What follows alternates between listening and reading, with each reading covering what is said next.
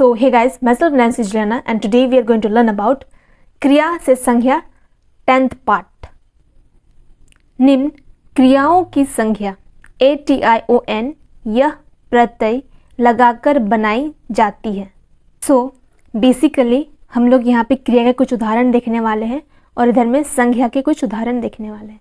तो नंबर 1 एक एक करके चले जानते हैं। नंबर 1 है अल्टर, इन इंग्लिश हिंदी से अल्टर, और इसका अर्थ होता है परिवर्तन करना।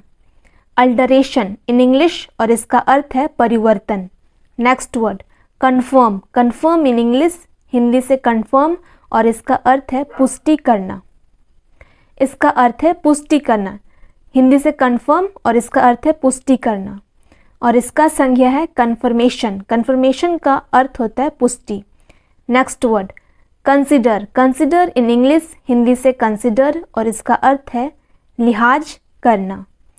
कंसिडरेशन, कंसिडरेशन इन इंग्लिश और इसका अर्थ है लिहाज। Next word consult, consult in English Hindi से कंसल्ट और इसका अर्थ है परामर्श करना।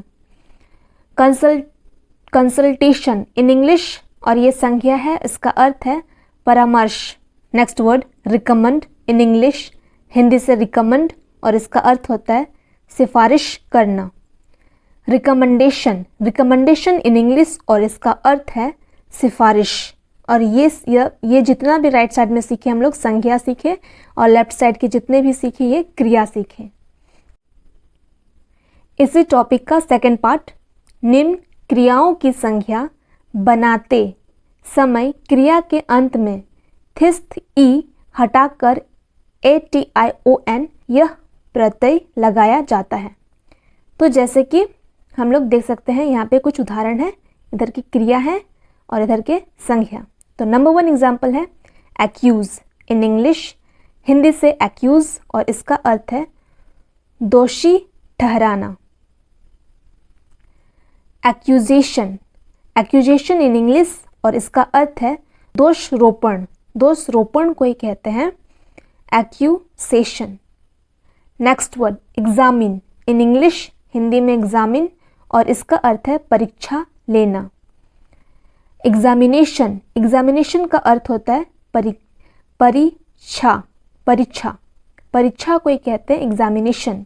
Next word compel in English Hindi में कंपेल और इसका अर्थ है संकलन करना को ही कहते हैं कंपेल। कंपलेशन इन इंग्लिश और इसका अर्थ है संकलन, संकलन। Next word declare in English Hindi में डिक्लेयर और इसका अर्थ है घोषित करना। डिक्लेरेशन, डिक्लेरेशन का अर्थ है घोषणा।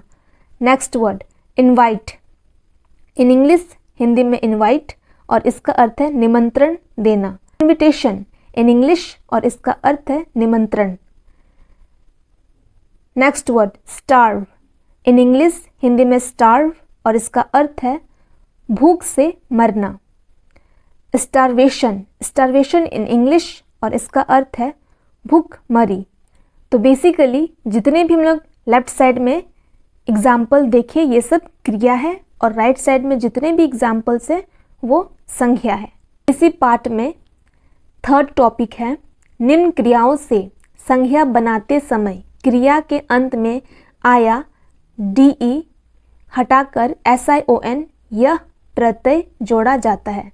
मीन्स यहाँ पे बेसिकली यह कहा जा रहा है कि जितने भी क्रिया में DE जो अंत में DE है उनको हम लोग हटा करके SION लगा देते हैं तो वो संज्ञा बन जाती है। जैसे कि नंबर 1 एग्जाम्पल से आप देख सकते हैं यहाँ पे कंक्लूड इन इंग्लिश हिंदी में कंक्लूड और इसका अर्थ है निष्कर्ष निकालना। और इसका संज्ञा देखिए यहाँ पे DE है तो यहाँ पे संज्ञा में SION हो रहा है। तो कंक्लूजन, कंक्लूजन का कंक्लूजन इंग्लिश से पढ़ते हैं और इसका अर्थ है निष्कर्ष। Next example decide in English Hindi में डिसाइड और इसका अर्थ है निर्णय लेना, निर्णय लेना को ही कहते हैं डिसाइड। और इसका संज्ञा डिसीजन, डिसीजन मतलब यहाँ पे क्रिया में आप देख सकते हैं DE है और जब संज्ञा बन रहा है तो SION हो जा रहा है तो डिसीजन पढ़ते हैं इसे और इसका अर्थ है निर्णय। Next word divide in English Hindi से डिवाइड और इसका अर्थ है विभाजन करना। डिवीज़न, डिवीज़न ये संख्या हो गया क्योंकि यहाँ पे SION हो गया, तो ये है डिवीज़न। डिवीज़न पढ़ते हैं इसे और इसका अर्थ है विभाजन। Next word avoid, avoid in English Hindi में अवेड और इसका अर्थ है टाल मटोल करना, टाल मटोल करना। इवाशन इन इंग्लिश और इसका अर्थ है टाल मटोल। Next word invade in English Hindi से इन्वेड और इसका अर्थ है आक्रमण करना और इसका क्रिया हम लोग पढ़े। अब संज्ञा इसका बन जाएगी क्योंकि यहाँ पे SION है, D में SION आ गया यहाँ पे। इन्वेशन, इन्वेशन, इन्वेशन इन इंग्लिश और इसका अर्थ है आक्रमण। Next word explode in English, explode Hindi से एक्सप्लोड और इसका अर्थ है विस्फोट और ये क्रिया है क्योंकि यहाँ DE है और इसका संज्ञा यहाँ SION है तो इसको संज्ञा बोलेंगे। तो एक्सप्लोशन, एक्सप्लोशन इन इंग्लिश और इसका अर्थ है विस्फोट या फिर धमाका। इसी पाठ का ये 4th टॉपिक है। 4th टॉपिक में क्या नियम है कि निम्न क्रियाओं की संज्ञा अंतिम Y का ICATION कर होता है। मतलब क्रिया में जो Y से एंडिंग हो रहा है वो उसका संज्ञा बनाने के समय रिप्लेस हो जाएगा, Y रिप्लेस हो जाएगा ICATION से।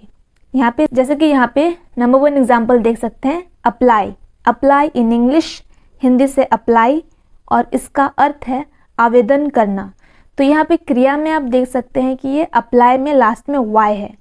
जब क्रिया से संज्ञा बदलती हैं 4th पार्ट में, 4th टॉपिक में, तो ये क्या रिप्लेस हो जाएगी, Y रिप्लेस हो जाएगी CATION से।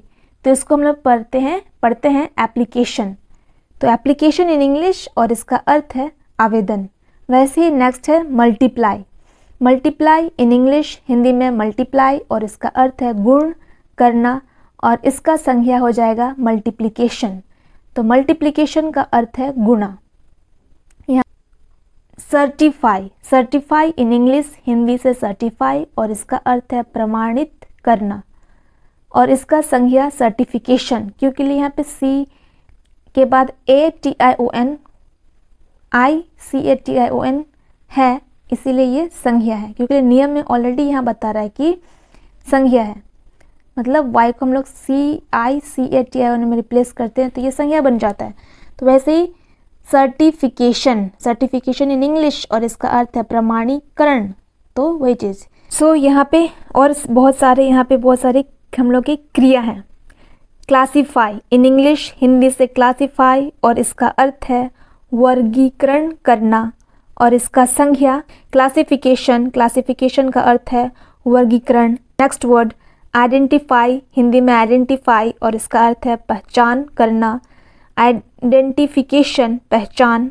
नेक्स्ट वर्ड मॉडिफाई, मॉडिफाई इसका अर्थ है थोड़ा परिवर्तन करना, थोड़ा बहुत आप परिवर्तन कर देते हैं, कुछ नया चीज़ डाल देते हैं, नया कुछ कर देते हैं तो उसी को बोलते हैं मॉडिफाई और ये क्रिया है और इसका संज्ञा मॉडिफिकेशन, थोड़ा परिवर्तन, थोड़ा सा परिवर्तन करना को कहते हैं मॉडिफिकेशन। नेक्स्ट वर्ड है रिएक्टिफाई इन इंग्लिश, रिएक्टिफाई हिंदी में इसका अर्थ है दुरुस्त करना को कहते हैं रिएक्टिफाई और ये क्रिया है और इसका संज्ञा रिएक्टिफिकेशन, रिएक्टिफिकेशन का अर्थ होता है दुरुस्ती, दुरुस्ती को ही कहते हैं दुरुस्ती को ही कहते हैं रिएक्टिफिकेशन।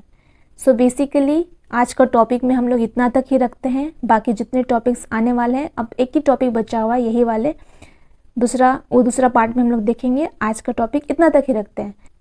मेरे सभी व्यूवर्स के लिए इन्फॉर्मेशन है, अगर आप इससे भी और एडवांस लेवल का इंग्लिश सीखना चाहते हैं तो आप मेरे सेकंड चैनल को फॉलो कर सकते हैं, learn English with Nancy, and also you can follow me on Instagram. The link is given below. Go and check it.